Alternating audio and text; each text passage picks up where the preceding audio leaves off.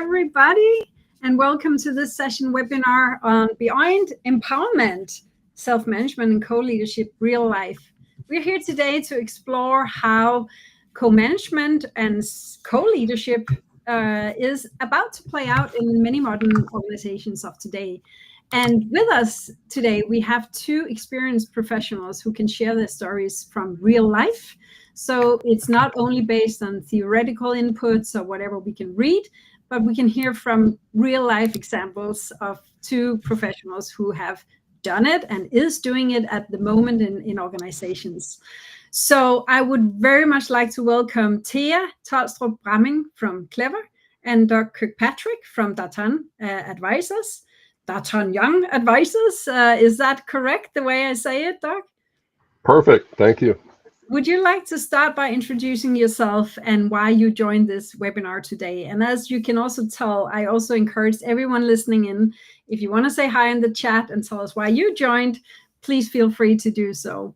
So Doug, why are you on this webinar today?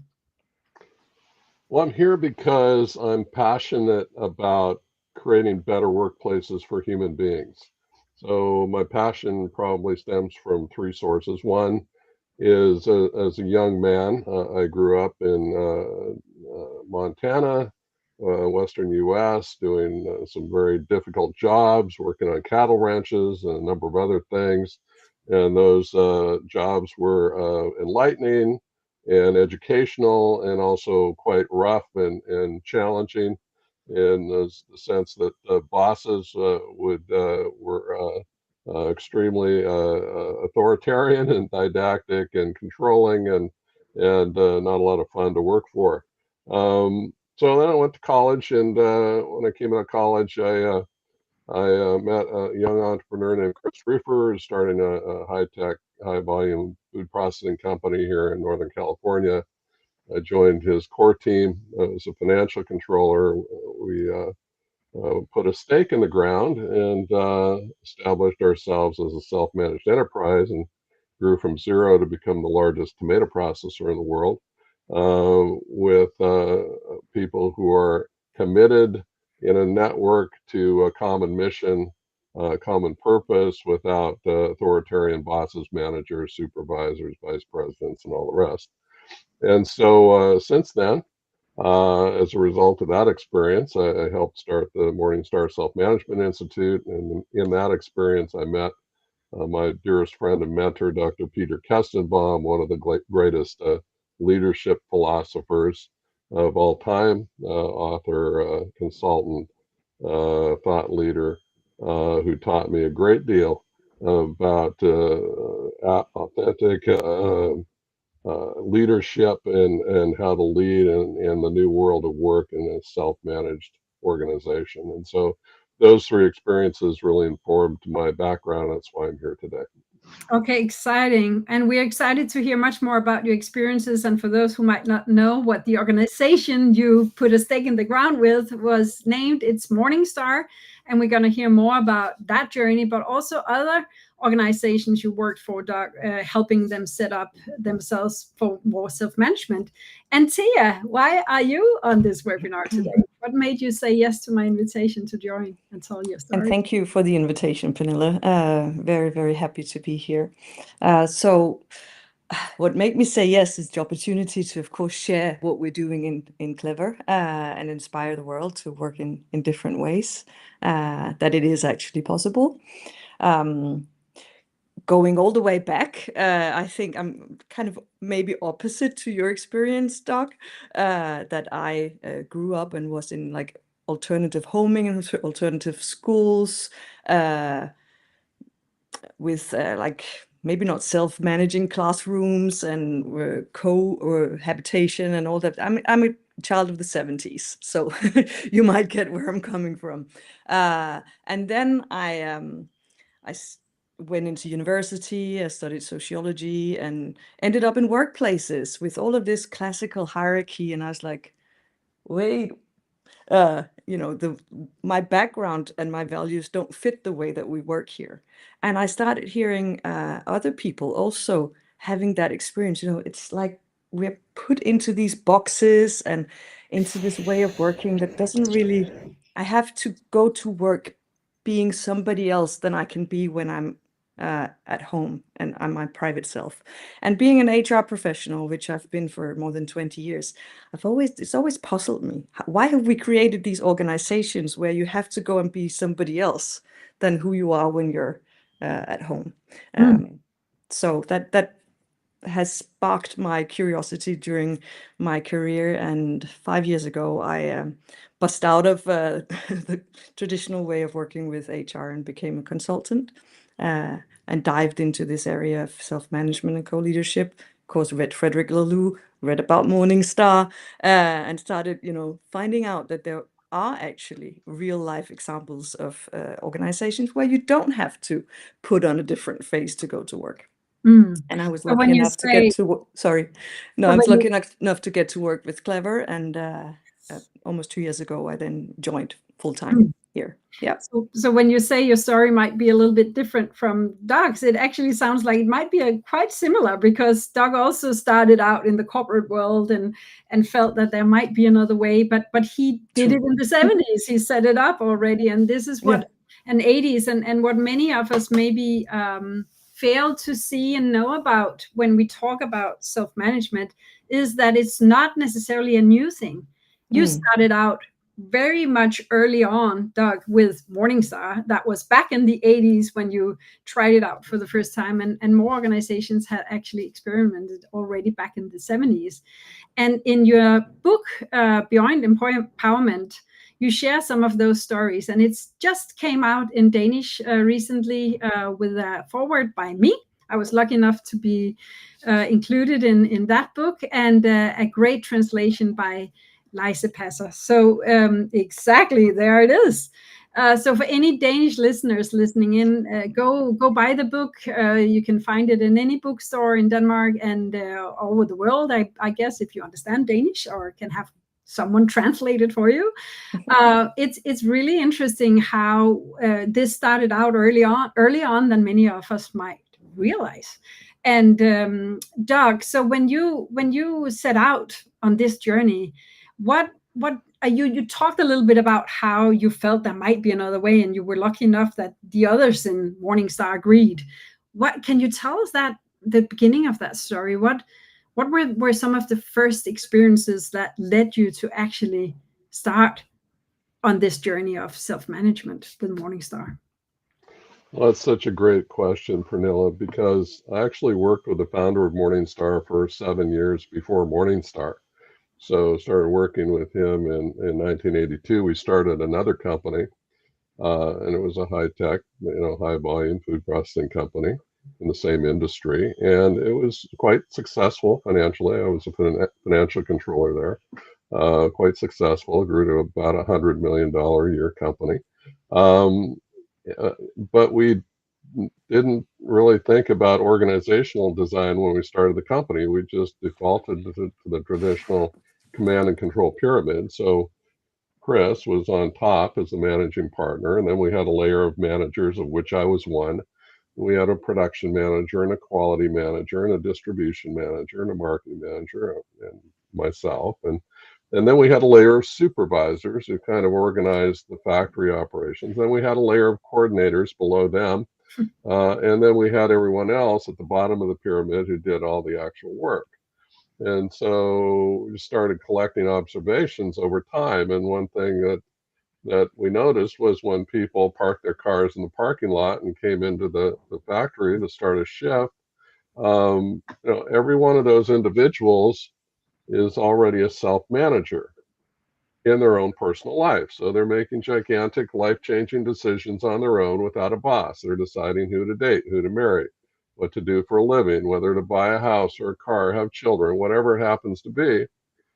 Somehow they make these gigantic decisions without a boss. It's only when they enter the portal of the workplace that they're considered too incompetent to function without bosses and managers. So that was a kind of an insight that led to further thinking, and then realizing that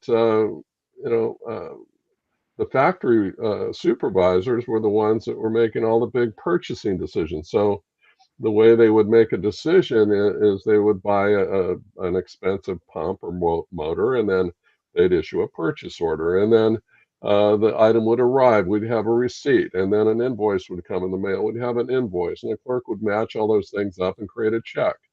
And one day, our accounts payable colleague created a stack of checks, and our founder was signing the checks, and he just came to one item, a part that some supervisor had ordered, and said, "Why am I signing these checks? A purchase order is a legally binding contract. I have to sign the check. If I don't sign the check, I get sued."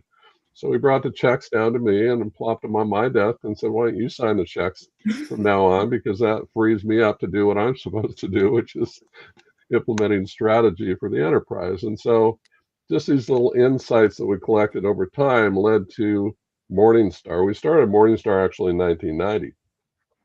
And we've been working for a couple of months. I started February of 1990 and working out of this little tiny farmhouse in Northern California. And one day Chris came into the farmhouse and said, "Let's have a meeting of colleagues." There were 24 of us at the time, and talk about governance and organization. We said, "Sure." So we all met at night in a construction trailer out on the job site, and he handed out a document called the Morningstar Team Principles. And the document basically boiled the governance down into two core principles. Don't use force against other human beings, and keep your commitments. And so we discussed and debated, realized that those principles were the foundation of all law everywhere, whether you're in Denmark or the US or wherever you are in the world. And we adopted them as the entire governance of the enterprise. And when we walked out of that trailer at night, we were a self-managed enterprise. Wow. And we had to build our factory and start our company and move from there. But that's how we got started with self-management. Wow. So 2 core principles: don't use force, and what Keep was commitments. keep your commitments as the basic ground rules to be honored. That sounds simple enough to obey to, but also maybe too simple in terms of when, things start to happen and conflicts arise and things, on the day-to-day basis needs to be decided. Is that even enough? So we're going to come back to those 2 core principles of yours, Doug, when we dig into that a little bit further. Is that even possible just with 2 core principles? But Tia, maybe you can tell us also, what about Clever? What are the founding principles of Clever that makes it work for you? I wasn't there at the time, of course, but I'm happy to share the story.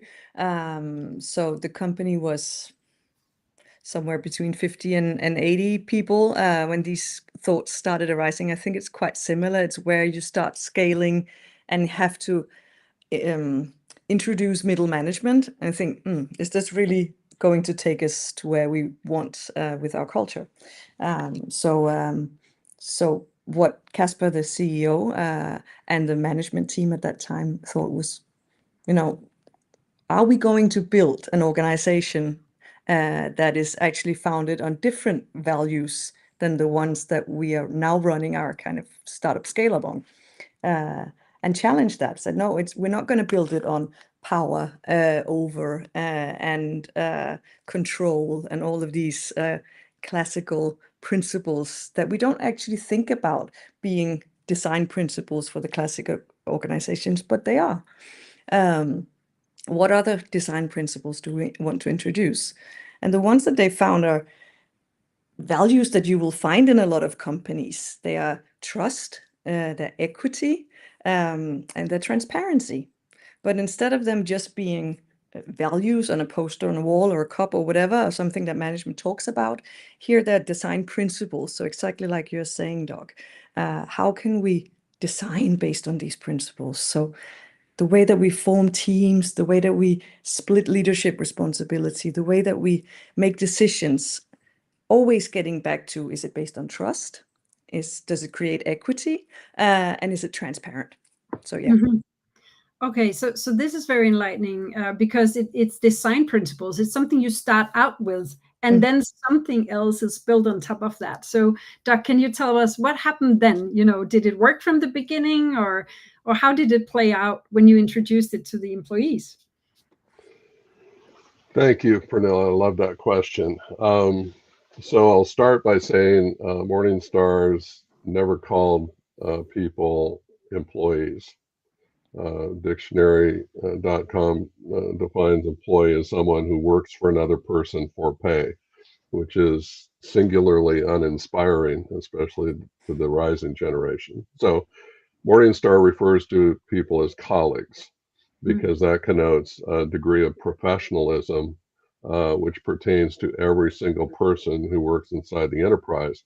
Even the people that serve as janitorial workers are considered professionals. So there's no collar, there's no blue collar, white collar, there's no collar at Morningstar. Everyone is a professional colleague. So how did it work? We filed out of that trailer after a couple hours debating these principles. Don't use force and keep commitments. Realizing those are foundational to law. We adopted self-management. We were a self-managed enterprise at that moment, instantly.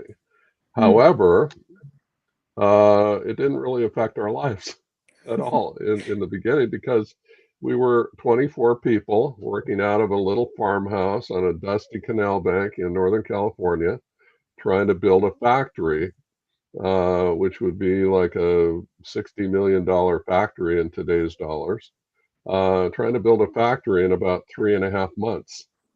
So you can imagine we were working 100-hour weeks getting this factory up and running. I was a financial controller.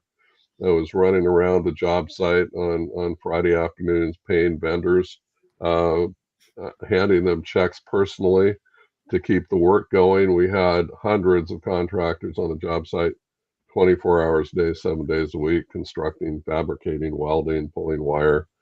We had thousands of acres, hectares of tomatoes coming up out of the ground up and down the state of California for hundreds of kilometers. We had to hire hundreds of people to operate the factory and drive the trucks.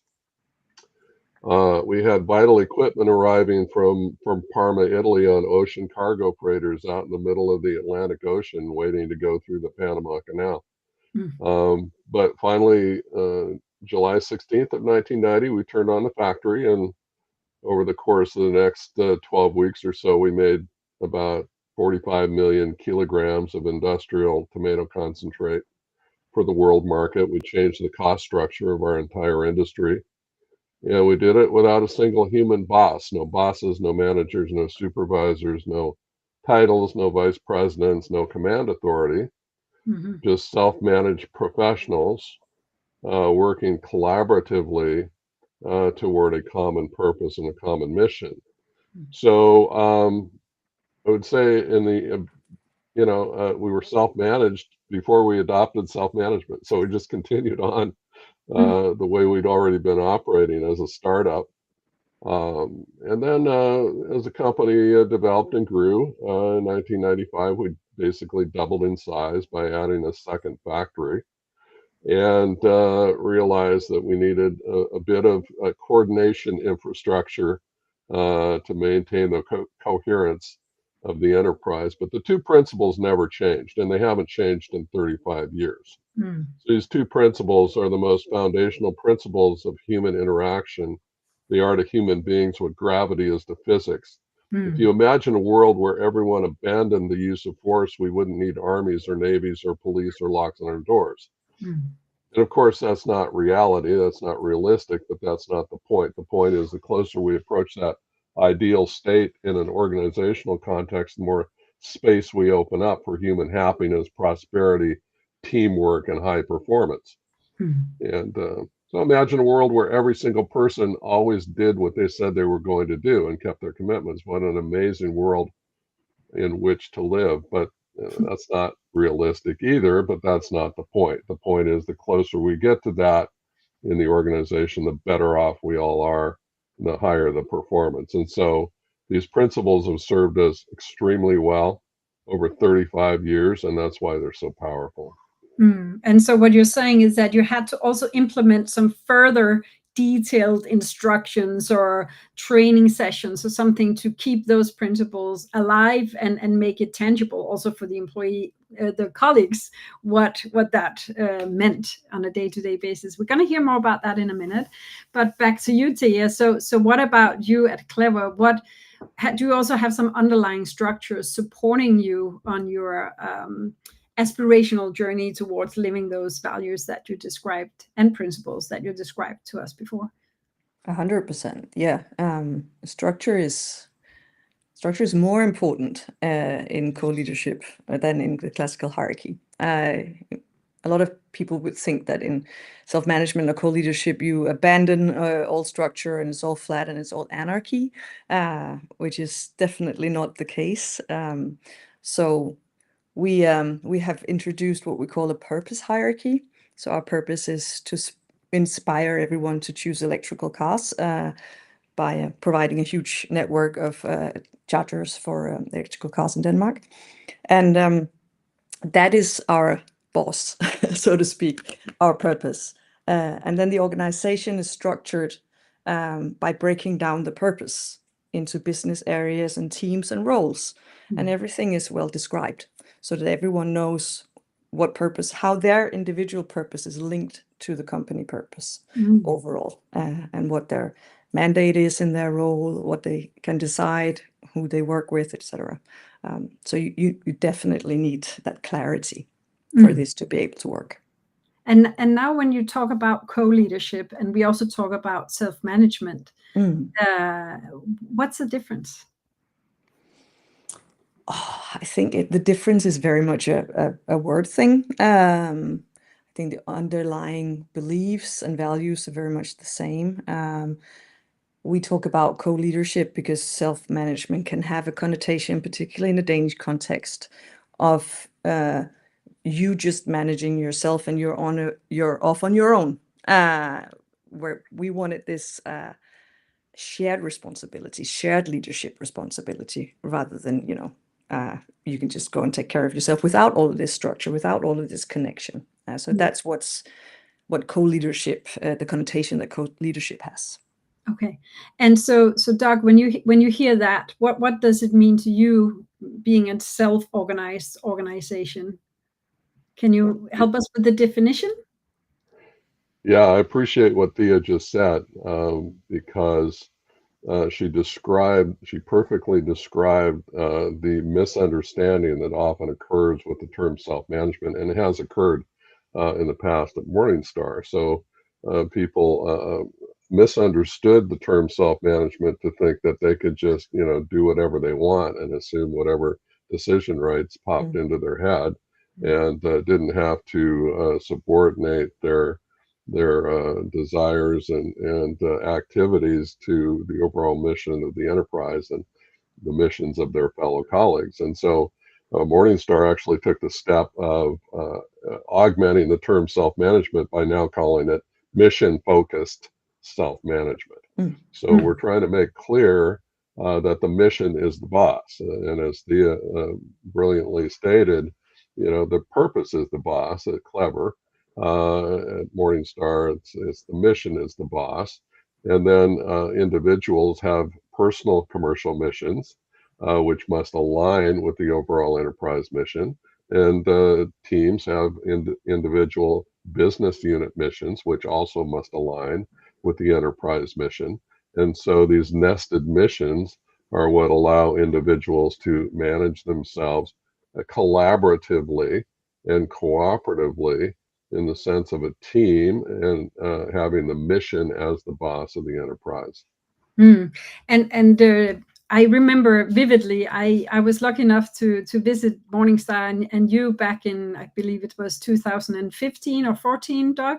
And I couldn't really believe that this could happen, that you could organize this way and make all this happen. And I entered the plant, the factory, and was allowed to walk around by myself. And I happened to end up having a little conversation with one of your blacksmiths. and he just bought some pretty expensive tools for the factory, for the plant. And I asked him, but then how, who decides whether you can buy that or not?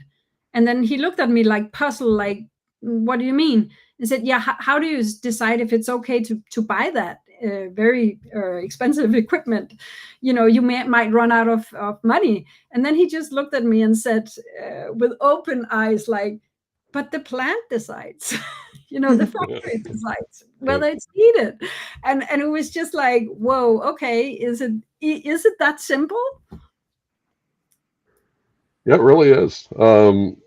Now, if you get into tens of thousands or hundreds of thousands of dollars, you don't make decisions like that on your own. You have to coordinate with your fellow colleagues because they may have different ideas about how to prioritize spending or repairs and maintenance or capital projects. But people decide what they need, what resources they need to do the job.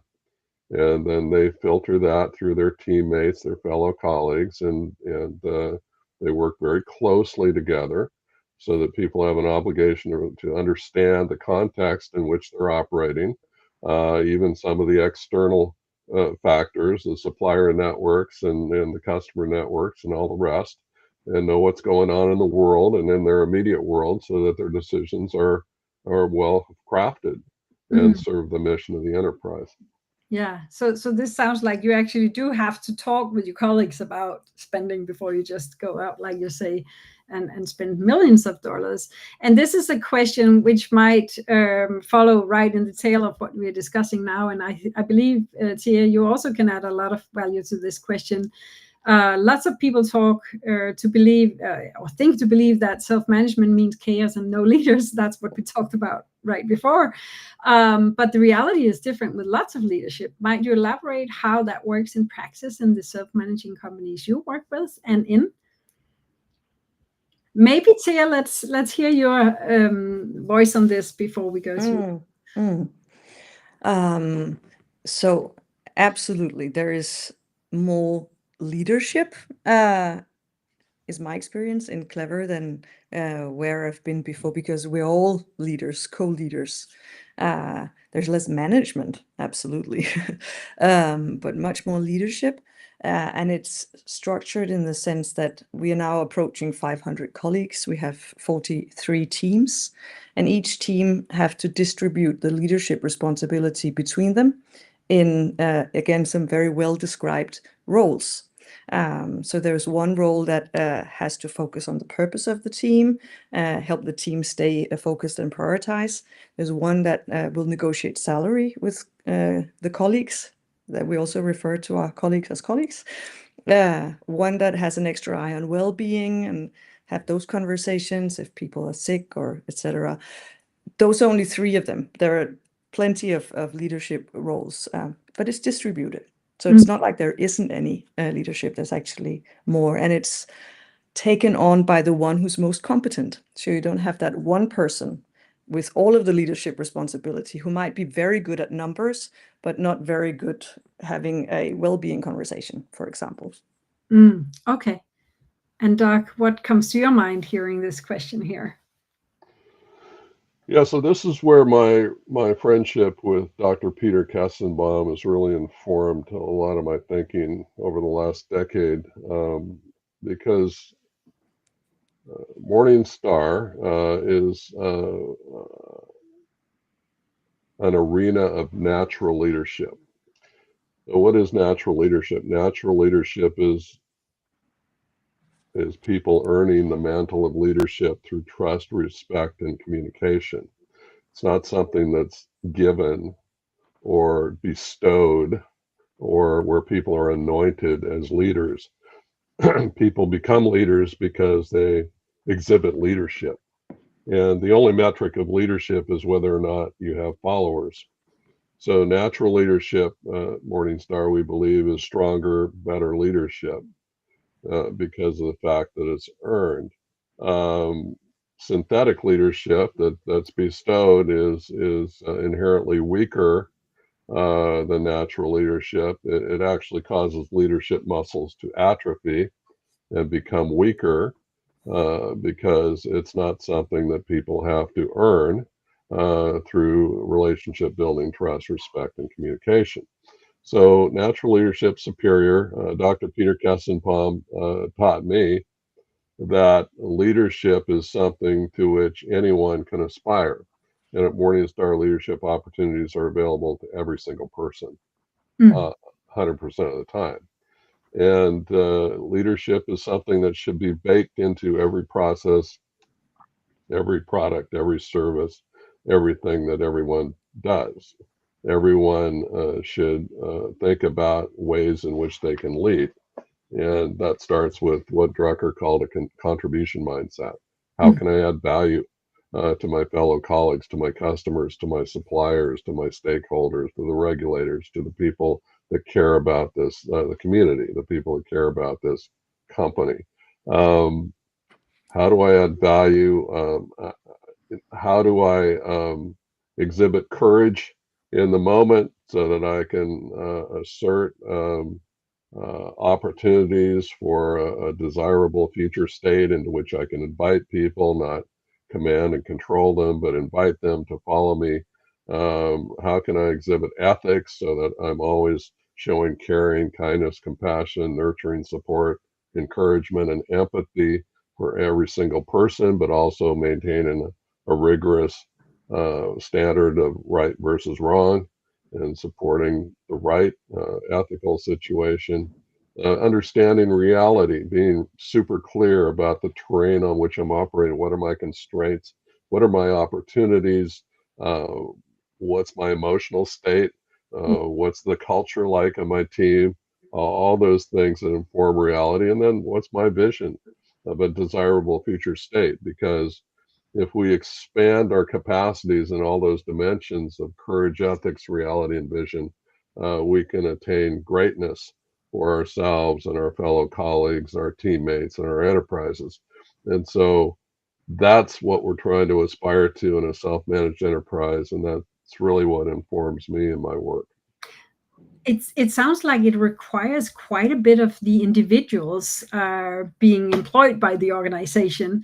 And Tia, can you say a little bit about, what are the requirements? How do you hire people into Clever to make sure there's a fit? Because it does sound like it's a specific mindset you're looking for, but also some competence level there. What if people cannot live up to this? Because it sounds like it does require some competences within conflict management or self-assertion, and being able to vocalize your needs and your emotional state, maybe even. As for hiring, we look very much for some specific qualities, human qualities that you would bring to work. You might not have had experience with bringing these qualities to work before because your workplace has not been asking for you to be generous or caring, as are some of the qualities that we're looking for. But we have this third interview instead of maybe using a typical personality profiling test or something. We have two colleagues that would have a in-depth conversation with you about being a human being. How are you in this world? And they share who they are. So they don't actually go into the professional qualifications that you need. That is already been covered in the first two interviews. They don't even care actually which role you're looking for. They care about who you are as a human being, or whether or not you will be able to bring these qualities to work. Because most people have these qualities, but have they been nurtured? Will they be able to bring them forward and let them grow in Clever? Because Clever is the habitat for those kind of qualities. That really is what we're trying to strive to. And then, of course, once you've joined, there's a lot of training. There's often a lot of unlearning that will come because you enter the structures and the way that we work. Once you've been in a co-leading meeting a few times, you learn to listen more than you speak, etc. That the structures will help you learn that. But you still need to learn to be more, ask for feedback. How do you communicate things early on, and all of that we train. We train the leadership roles that we have, that I mentioned before. How are you a good well-being role? How are you a good purpose role, etc. Okay. So we look for some specific qualities, and then we train a lot for the skills and the way of working in a co-leading organization. Doc, do you want to add anything? I'm very curious, Doc, as to your training with all of this arena of natural leadership. I love that. How do you help people grow into that? Yeah, thank you. I love that question. Yeah, I appreciate what you just shared. Morningstar has a lot of technical positions. So, of course, the threshold question is one's technical ability. And then, of course, you try to hire people who are able to articulate the fact that they're caring and they can work well with people and be collaborative in a self-managed network and handle conflict and all those important skills and competencies that will make one successful. But if we tried to hire people who are good on all those different areas, we probably wouldn't hire anyone. So we confront people with their freedom in the hiring process, and you're a person of free will. You're presenting yourself as a candidate for a role here. We want to hire the best people we can who will adjust to this self-managed ecosystem effectively. And you have free will. So you have to decide, number one, if you're willing to work in a self-managed enterprise where you don't have any command authority and you can't tell people what to do. You'll have no authority to fire anyone unilaterally. And you have to collaborate and cooperate and communicate effectively. So if those aren't things that you want to do, then it's probably not the right environment for you to work in. But if you're willing to subscribe to the principles of not using force and keeping commitments and working effectively with others in a network, then okay. And if you've got the right technical ability, then great. Then you're welcome to come on board and demonstrate your self-management expertise and your ability to be contributing of value. So that's very much what's at the heart of it is just confronting people with their own freedom and free will. How they exercise that free will in the course of their work is entirely up to them. Okay. So people can choose to be good at self-management or not. It's up to them. What happens if someone joins and you hire them and then it doesn't work out? How do you have that conversation? What happens in Clever, Tia? Well, ideally, it's addressed early, which is why we train the ability to talk about difficult things early on and give feedback. But we're all humans, and it is difficult. So it might grow to a state where it's something that has to be addressed by one of the roles in the team. And it's important to stress that these roles are elected in the team. So the team nominates who they want to have the different roles. It's not appointed from above. And you might have a person who is not performing because of some well-being issues. So the well-being role has to have that conversation then and caringly ask, what's happening. If it's somebody who's struggling because of lack of skills, lack of motivation, lack of fit to the role, it's the purpose role that needs to have that conversation.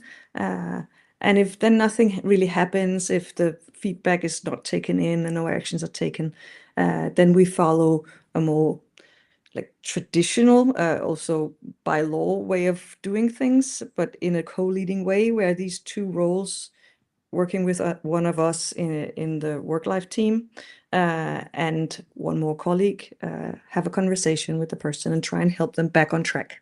That's always the focus, how do we get you back on track? And of course, if that's not possible through the actions that are taken, then in the end, we have to say goodbye. And it's the ideal process that I described here, and there are always special cases, etc. But that's how we've structured it, so that it's still trust-based and as equal as possible, as transparent as possible in these often personal, delicate situations. So maybe on a higher level to both of you, if it is so good an idea, which it sounds like, to self-organize in many more instances that we've maybe seen so far in organizations of today, how come not more organizations do it? And maybe Doc, let's hear your opinion about that first. Yeah, thanks, Pernilla. By the way, Thea, I don't know if I answered your question. Morningstar does do massive training and orientation around self-management principles and practices, starting from day one and even during the interview process. So it's never ending, and those skills are super important for everyone. In terms of other organizations, why aren't they doing it?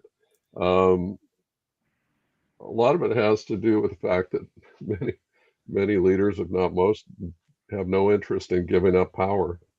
Why would they? Or for the most part, our MBA schools are oriented around administration and training new generations of leaders to learn well-traveled routes of business skill development and climbing the corporate ladder and promotions and acquiring perks and power and higher salaries and all the rest. So why would people want to give that up and devolve power and authority to an entire enterprise full of self-managers? At Morningstar, each of those self-managers has an equal voice, absolutely equal voice in matters that affect them. And so, and no one has any authority to tell another person what to do or to fire another person unilaterally. So how many leaders who've come up through the education system and have worked in traditional organizations, how many of them want to join an organization like that where they literally give up power? And there's a lot of neuroscience that backs up the idea of individuals clinging to power. Ian Robertson wrote a book called The Winner Effect, how power affects your brain, and he describes how people get a shot of dopamine in the brain when they exercise command authority, and why some people become literally addicted to power. Dr. Keltner and his graduate students at UC Berkeley do research into power dynamics. They found that when people acquire power and rise up the power ranks, they actually have detected a decline in etiquette and manners and courtesy and consideration for other human beings. So we've got a lot working against us in terms of moving to self-management. And we have to convince people it's a superior way of working, because we're wasting people's lives with unnecessary bureaucracy doing work that does not matter. So it's more than just a monetary loss. It's an ethical loss, a moral cost. We're literally wasting people's lives with bureaucracy, and that really needs to change. Oh, and it's very much in line with what you said in the beginning, Tia, about unlearning, it sounds like. So isn't this against human nature to be in a self-organized enterprise from the beginning? Absolutely don't believe that. Again, if we look at human nature when we're not at work, when we're in a groups of friends and a family, we make decisions in groups. We create bonds, etc., without having to have a strict hierarchy. So I think it's in our organizational nature, so to speak. We've been primed to thinking that this is the only way that we can organize from school, university. You said MBAs, etc. So I think it's just basically a lack of experience and knowledge that we don't see more of this. Not a lot of people know how to do it, basically. So and we constantly at Clever also have to challenge ourselves when we have to come up with new practices, because we're scaling and growing. So, now we have to think about this, now we have to think about that we didn't have to think about when we were 200, because we're 500. So instead of just taking off-the-shelf solutions from the MBA 101 book, we have to think, okay, how do we design this based on our design principles? And just it's a challenge to have to rethink everything. And I think that's one of the reasons also why not a lot of organizations go down that route yet. And yet. can you talk a little bit about scalability? Because I know also you work with many other organizations than Morningstar, also at larger scale. And what were some of the design principles there? And maybe even we can take in this question here, which is for both of you. Is there any way maybe AI can help in this coordination infrastructure needed for self-management? I think this is a great question. Yeah, that is a great question. Does companies scaling, and that was a very interesting example Thea mentioned of going from 200 to 500. This work is hard. I make no claim that this is an easy thing to do. When Morningstar doubled in size by building its second factory, it became super clear that it needed a coordination mechanism in order to make the organization as a whole cohere between these two giant factories. And so the instrument our founder, Chris Rufer, came up with was a colleague letter of understanding, which is a contract by and between peers, each of whom has an equal voice. And it really represents the who, what, why, when, where, and how it works. And it starts with purpose. What's your personal commercial mission? Why are you here? What does excellence look like in your role here? How does what you do support the mission, vision, values, and principles of this enterprise? And then what are your services? Describe the services you're providing. And for each of those services, what is the scope and quantum of your decision-making authority? What are your decision rights, in other words? And then who do you connect to? So we found most people who connect on a self-managed basis connect to like 7 to 12 fellow colleagues in their team, in their business unit, and maybe just upstream or downstream in the value chain. And then what resources do you need? How do you handle conflict? What's your personality type? All these different kinds of questions. What resources? Where do you work? When do you work? All those things. So the colleague letter of understanding became the critical piece that enabled Morningstar to form a coherent network of self-managed professionals organizing toward a common mission. And I'll just share this is the org chart of Morningstar at one point in time. So there's no up or down, east or west, north, south. This is a network, a dense network of self-managed professionals. And if somebody leaves or a few people leave, it does not matter because other colleagues fill in as needed. And the network is essentially self-healing, much like a spider web. So can AI enhance this coordination infrastructure? Absolutely. Because AI, I can see it making lots of recommendations in how to enhance the power of this network. And by the way, it's like a spider web. Spider silk is 5 times stronger than steel by weight. So it's much stronger than a typical pyramidal hierarchical network. And so AI can recommend colleagues. It can go out and configure hot teams to handle crises and problems and challenges and solve big issues. AI can help coordinate communications by and between team members, suggest people at the periphery of the network who might be able to contribute to the success of an initiative. AI can be a powerful enhancer for this networked organization in the future. I think that's a great question. So yeah, what comes to your mind? The first thing that came to my mind was also what you were saying, Doug, about communication and finding information, because I think that's one of the things that bugs us once we grow.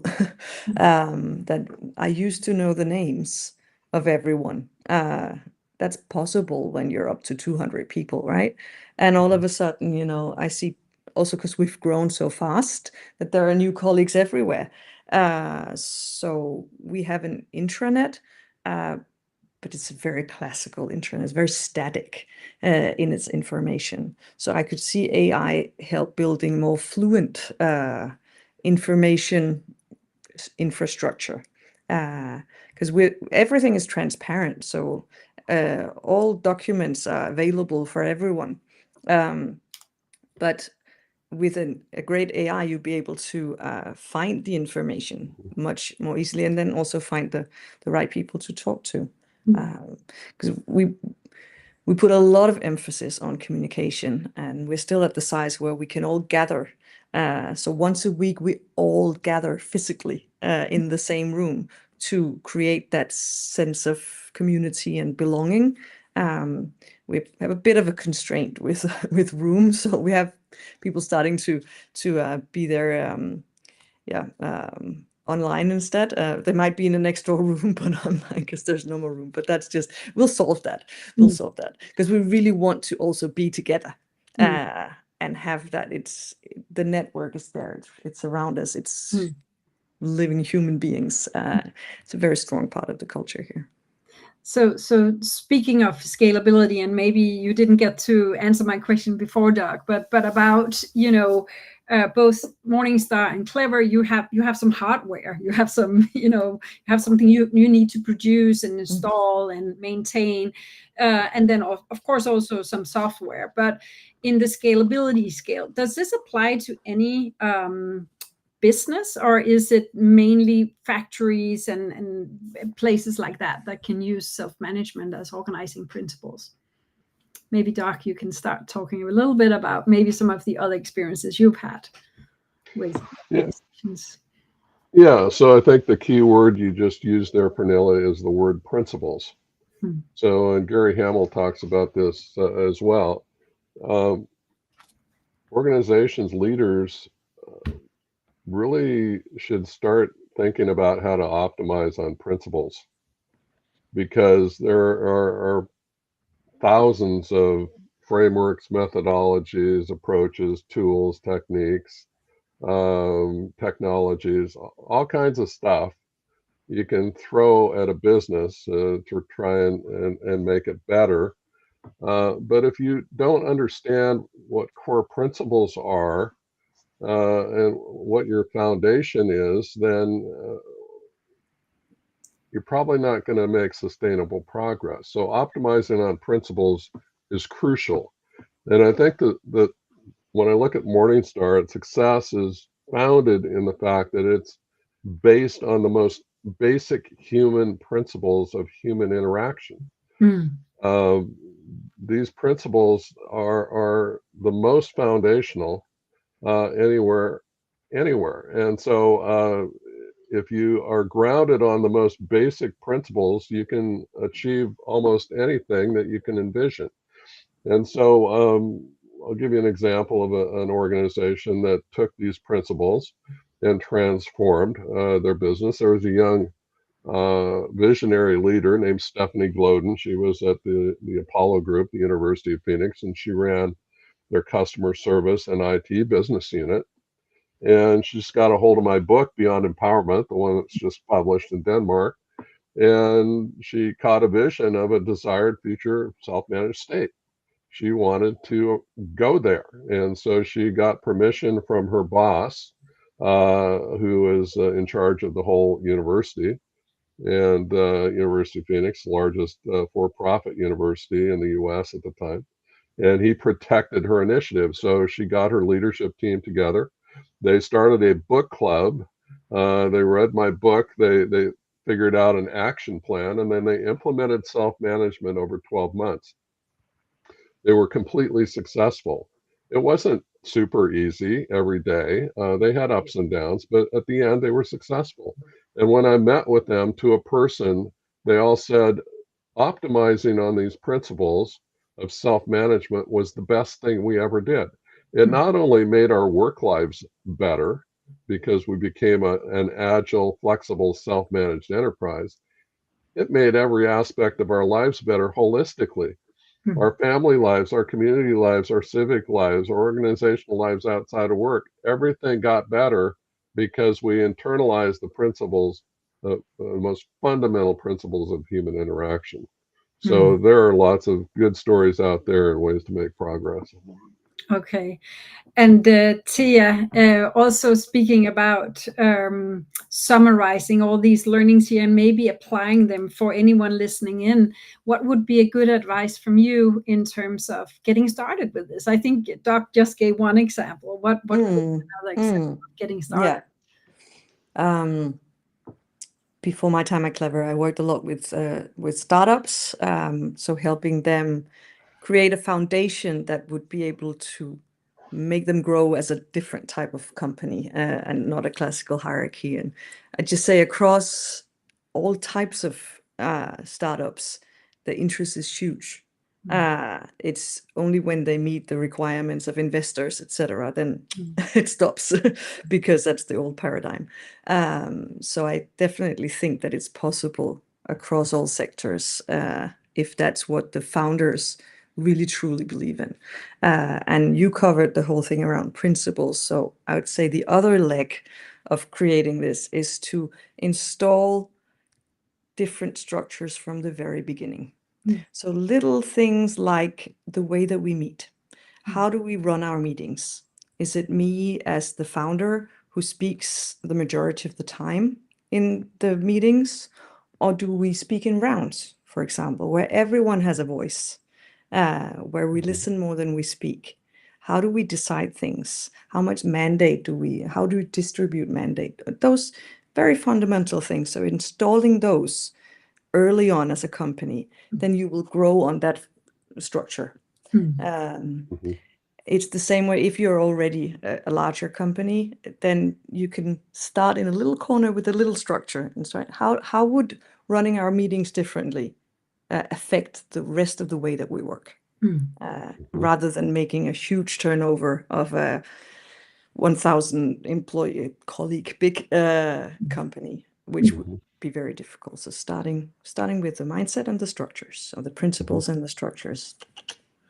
Yes. And Doc, do you have any last words you want to share with the audience in terms of getting started or scalability or just in general around self-management or co-leadership? Yeah, it's been a pleasure being here and listening to Thea and her great story. I would say the leader has to believe in the principles of self-management for this to work. Otherwise, I don't see how it could work. But it really should start with some kind of an invitation from the leader. So whether that's a 2-day workshop where the leader gives a keynote of invitation to top leadership and influencers, and then has some kind of event where they have some open space and collect crowdsource ideas for implementation from that group and perhaps the larger employee base as a whole.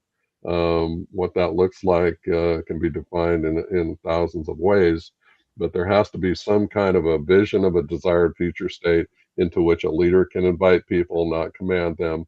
And then they have to issue the invitation and then start the hard work of implementing. All right. Thank you so much, both of you, for being here today and sharing your knowledge and your experiences. It's been a true pleasure, and we are not done, or it's not over. This is the beginning of a lot of more shares from your side, and building on what you have already shared with us today and previously. Thank you so much, Tia and Doug, for being here today. Thank you both. Pleasure. Thank you. Thank you both.